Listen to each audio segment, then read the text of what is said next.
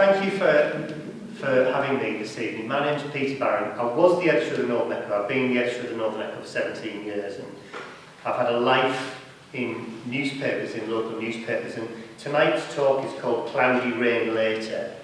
And the significance of the title will hopefully become clear as I go along, but it's really about my life in local newspapers and the funny things that have happened, the things that have gone wrong, but hopefully some of the things that have gone right as well. And you know, we'll just go through a journey of the last 34 years in local newspapers. And I went into local newspapers because I believed that by working for a newspaper I could change the world. That's what I thought. I grew up in a place called South Bank, which is near Middlesbrough. Is there somebody here from South Bank? Yeah, You're from South Bank? I'm not from South Bank, but I taught in South Bank for 10 years. Which school? Princess Street. Did you? Well, I went to St Peter's Comprehensive and St Peter's Junior and Napier Street Infants. And, so I grew up in a place called South Bank, and my dad was a steel worker, and Mum was the local post lady. And I used to go and meet my dad coming back from the steelworks. As a little boy, I used to go and meet him coming back from the steelworks. And he used to sit on top of the mountains of South Bank. I used to sit on top of these mountains. To me, they were mountains, but they were actually slag heaps. You know? But as a little boy, I thought they were mountains. And, I used to sit on top of the mountains of South Bank, and I'd see my dad coming out of the steelworks, and I'd meet him. And he always had a copy of the Daily Mirror in his bake bag. And I used to grab this copy of the Daily Mirror, and me and my dad used to talk about how stories and news got in the newspaper. And we decided that when I grew up, I was going to be a journalist, and I was going to be a campaigning journalist, like a guy called John Pilger, who worked for the Daily Mirror at the time. And I wanted to be a campaigning journalist, and I was going to change the world, you see. So when I was 18, I went to Darlington College, where they do a journalism course, and I did this course where you learn things like shorthand and newspaper law and how to write stories.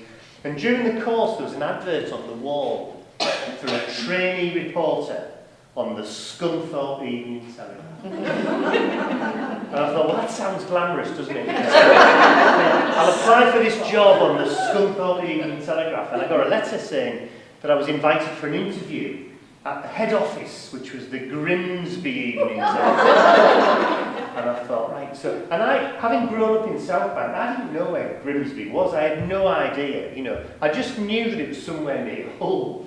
So I set off really early in the morning for this first ever interview in my life. The interview was at 4 o'clock in the afternoon, but I set off at 9 o'clock in the morning. My mum bought me a new clean white shirt for my first ever interview, because that's the kind of thing mums do. Make sure you've got a clean white shirt on. And I set off in this old battered car. It was a Vauxhall Forenza that was just holding on for dear life, really. It was rust coloured, not worth very much money. The car broke down near Wetherby, the clutch cable snapped, and I got covered in oil and grease trying to get the car going. You know, you can imagine. I got the car going again eventually, and I got to Hull, and I remember as if it was yesterday. This was actually 1980, but to me it just feels like yesterday. And I remember getting to Hull thinking, I've got to get to Grimsby, which is on the other side of the river, you see. So I stopped by the side of the road to ask an old man for directions to the Humber Bridge. And this old man said, yes son, he said, go down this road half a mile, you'll come to a roundabout, turn right, turn left, and you'll see the bridge in front of you. And I said, thanks very much. And I was just getting back in the car, and he shouted after me, mind you, son, it isn't finished yet. Now, sure enough, in 1980, the Humber Bridge was only half built. And unless I'd gone really fast, there was no way I was going to get over this bridge, you see. So, I don't know whether you know that part of the world, but that means you've got to drive 100 miles it is, around the estuary, through very dark places like Goole. And I finally rolled up at the Grimsby Evening Telegraph about an hour late, covered in oil and grease, you know. And they let me through. They let me through to go through the interview, and I knew I'd blown it. I'd blown my big chance of getting a break in journalism, and I went home feeling very depressed. But a week later, I got this letter. You know, and I opened the letter thinking it would be a rejection, and it said, congratulations, Mr. Barron. You are the new trainee reporter at the Scunthorpe Evening Telegraph. And I thought, well, how the hell have I got this job? I made such a pig's ear of the whole thing. And it was 20 years later I found out how I'd got the job. And 20 years later, I'd been made the editor of the Northern Echo. And one of the first functions that I had to attend as the editor of the Northern Echo was I had to go to Darlington Railway Museum for the launch of a big railway festival. And railway enthusiasts had come from all over the country to be at this festival launch. And there I was as the new editor of the Northern Echo. And this man came over to me and he said, "Excuse me, are you Peter Barron?" And I said, "Yeah." He said, "You're the editor of the Northern Echo, aren't you?" And I said, "Yeah." He said, "Well," he said, "I don't know whether you remember me, but he said, I worked at the Grimsby Telegraph all those years ago when you got your first job." And he said, "We've followed your career ever since." He said, "We've never stopped laughing." I said, "What do you mean you've never stopped laughing?" He said, "Well, you must know what happened." I said, "I've got no idea." He said, "Well, there was 3 of you shortlisted for the job." He said, "There was you, there was a girl from your college called Heather, and you married her, didn't you? And had loads of kids." And I said, "Yeah." And he said, "There was another lad straight out of university, and he said, he looked like you. You both looked the same. You both had loads of curly hair at the time." And he said, "To be quite honest with you, we got you mixed up." I said, "You're joking?" He said, No. He said, "We thought he was you and you were him." He said, "We quite liked him." This came as a bit of a blow to me to find out after 20 years I'd got this job as a trainee reporter on the Scunthorpe Evening Telegraph under false pretences. And then he said to me, "You must know who he was, the other lad." And I said, "I've got no idea." He said, "Well, it was Jeremy Clarkson." So I said, he said, "It was Jeremy Clarkson." He said, "You know, you both came for the interview, you were both shortlisted, we got you mixed up." So that's how I got my first job in journalism. I got Jeremy Clarkson's job by mistake as a trainee reporter on the Scunthorpe Evening Telegraph. And I can remember him sitting outside the editor's office, this young lad with curly hair, and that was Jeremy Clarkson looking for his first break into journalism. And he went on to work on another local newspaper. I went to Scunthorpe. And as you know, he went on to be a multi-millionaire, driving a Ferrari. And I ended up as the editor of the Northern Echo, talking to Ingleby, Arncliffe. On a Wednesday night? Is it a Wednesday night? Yeah. So that's how it started. That's how I began my career. And it's not that long ago, really. You know, when I started, 1980, I started. And I know it does seem like a long time ago, but it's not really. And yet, what a different world it was. There were no computers, no mobile phones. They put me in the corner of a newsroom with a clackety old Olivetti typewriter. The P didn't work, I remember. And 5 minutes to deadline on my first day, I was sitting there waiting to change the world. And the editor ran down the room in a panic.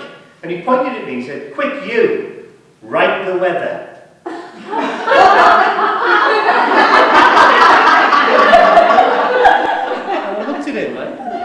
He said, "Hurry up, write the weather hadn't arrived." He said, "You've got 5 minutes writing the weather." Well, it was literally a question of sticking my head out the window. And the first words that I ever wrote for a newspaper were "cloudy rain later," which I thought was quite good, really. No. And I was so happy when it started to rain that afternoon. You know, I just thought, well, I'm a natural. And I don't know whether you've noticed, but newspapers sometimes get things wrong. And so I thought I'd tell you about some of our best ever mistakes. And in newspapers, the curse of editors, it's called the literal. And a literal is when one letter gets missed out of a word, you know. And if one letter gets missed out, it can make the world of difference. I don't know whether you've ever, anybody that's involved in publishing newsletters or leaflets, one letter can make a big difference. The worst one we ever had was in 1997. We always put a little reminder on the front page to tell people that it was the end of British summertime. And 70,000 copies of the Northern Echo were published with a little message on the front. And it was supposed to say, "Don't forget to put your clocks back this weekend." And we missed the hell out of the clocks. Well, can you imagine? Can you imagine? The phones went absolutely berserk. The phones went berserk. They were ringing off the hook, the phones. said to me, look, you deal with the complaints. You deal with the complaints. So it was my job to handle all the complaints. Well, when you first start, you're very polite and, you know, you listen to people and you're patient. When you've been at it for 3 hours and you've answered 300 phone calls, all saying the same thing, you get a bit blasé, you know. And anyway, the chairman of the WI in Darlington phoned up, and at the time she was quite a pompous lady, I have to say. And she phoned up and she said, "Have you seen what's on the front of the Northern Echo?" And I found myself saying, "Look, madam, I'm really sorry, but it's still good advice." Now I know I shouldn't have said it, but it just came out, you know. So that led to a complaint and set my career back a little bit. The other literal we had was, it was the best read page in the paper. What do you think the best read page in the local paper is? Births, Births, deaths and marriages. Otherwise known as the hatches, matches and dispatches. That's right. We had a birth announcement once. It was supposed to say, to Mr. and Mrs. Jordan, the gift of a son.